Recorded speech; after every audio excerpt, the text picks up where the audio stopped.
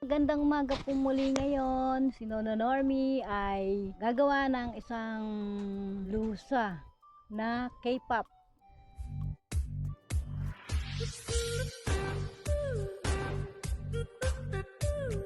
Panoorin natin. Ito, kailangan natin ng tape measure, mga panulat natin at ang ruler. Una, gagawa ulit tayo ng horizontal and vertical line.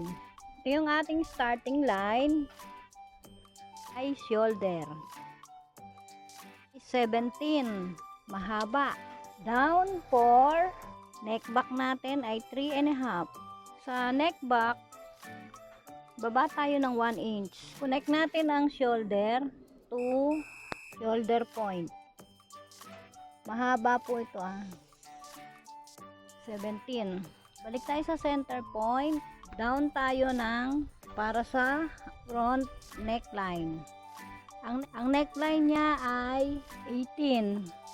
Dito sa center point, baba tayo para sa armhole. Ang armhole niya ay 13. Ang sukat ng body niya ay 13 din. Ang blouse length niya ay 29.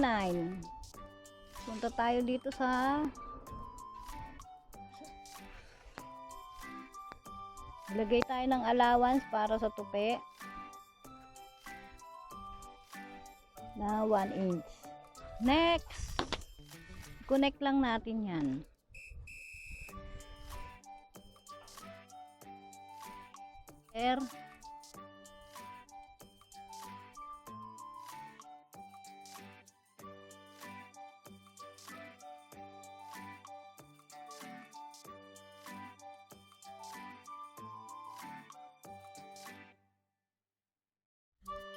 Buo na ang ating body.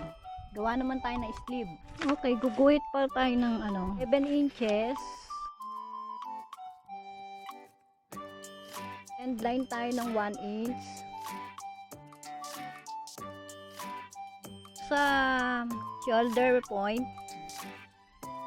tayo ng 15 inches.